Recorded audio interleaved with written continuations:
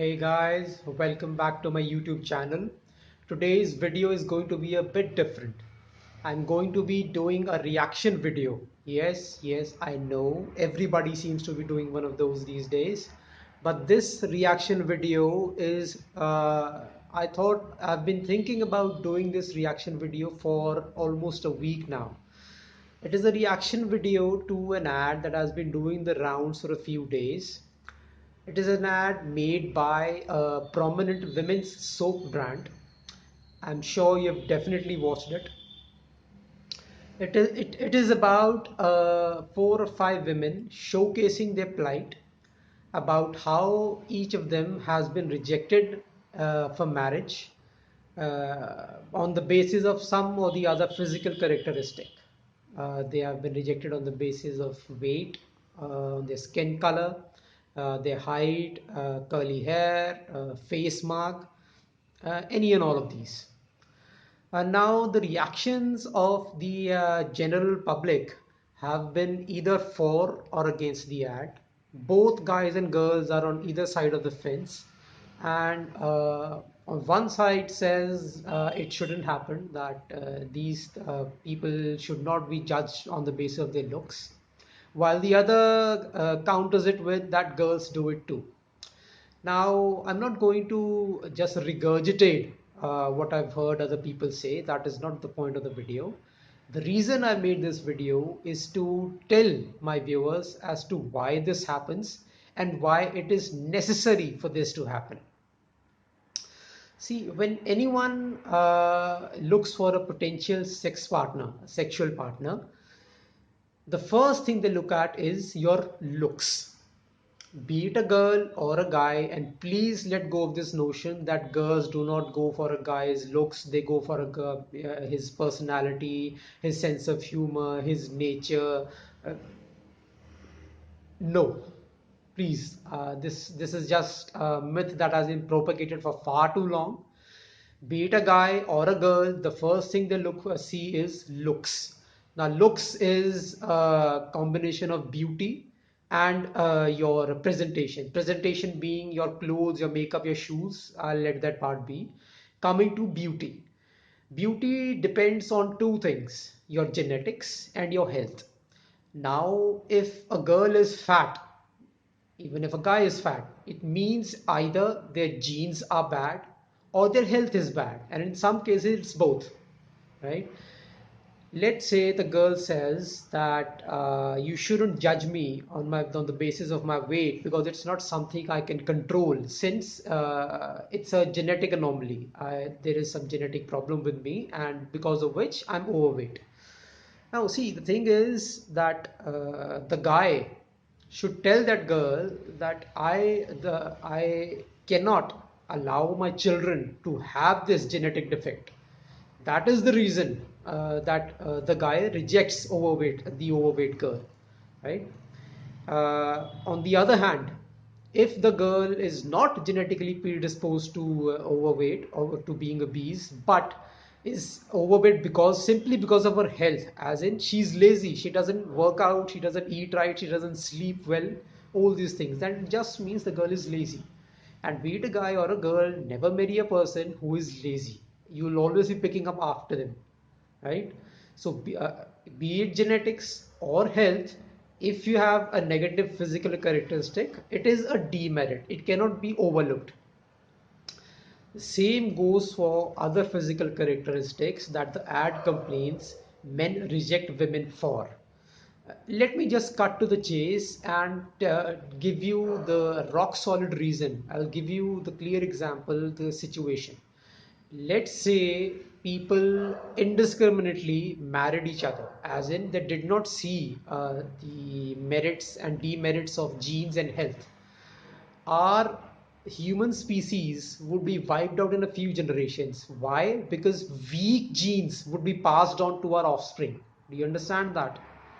The very basis of natural selection is that you choose people based on the beauty, which is a function of their genetics, right? You like people because of their genes and their health. Beauty is a physical representation of their genes and health. So if you do not like a person's beauty, it means your body is rejecting their genes. It is your body is telling you that their genes are not a good match for you. As in, if you have children with them, those children will not be healthy. They will not be genetically better off than you.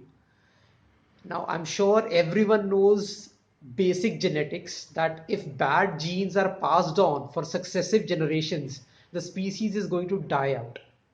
This is the main reason that the beauty tests or any other test that women put men through or men put women through should not be done away with, and they cannot be done away with. You cannot try and you can try, but you cannot really change human nature, because human nature is animal nature, and that has been evolved for millions of years, hundreds of millions of years. Can you really change that in 1, 10, even 100 years? No. And it shouldn't be changed either, because if it is changed and we begin to indiscriminately marry people, we'll definitely die out. There's no other way. I mean, you can ask any teacher or scientist that you know what is going to happen if we stop practicing natural selection, right? That is the purpose of beauty, to tell you immediately if the other person is a good fit or not. Now, both men and women have standards for each other, but it has been seen lately that women's standards for men have become unrealistic.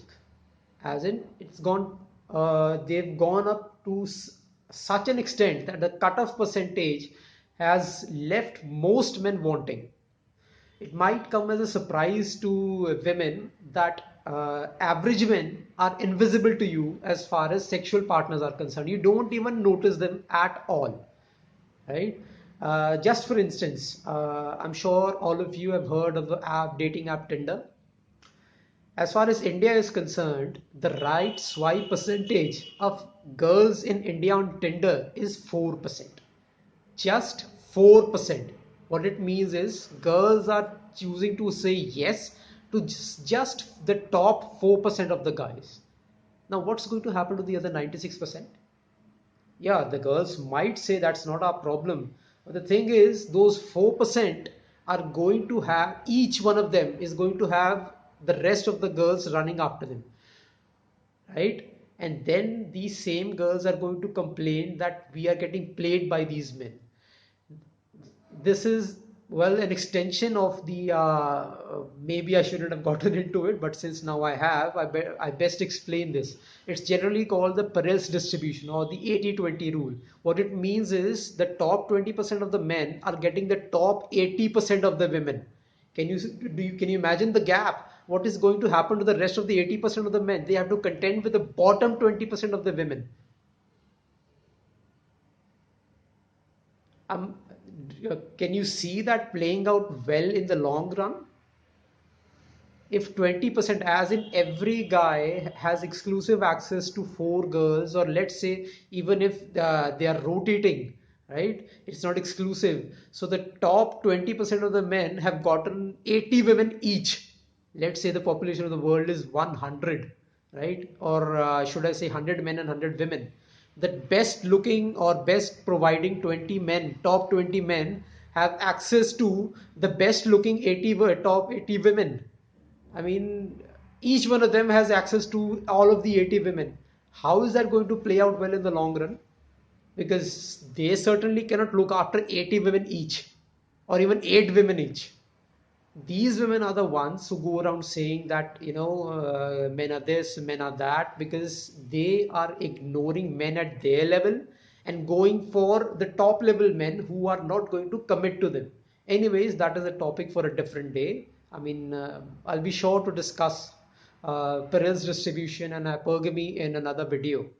But for now, if you like the video, please hit like. If you have any questions about it, please ask them in the comment section. And if you want to watch more dating and relationship videos like this, please subscribe to my channel. Good night.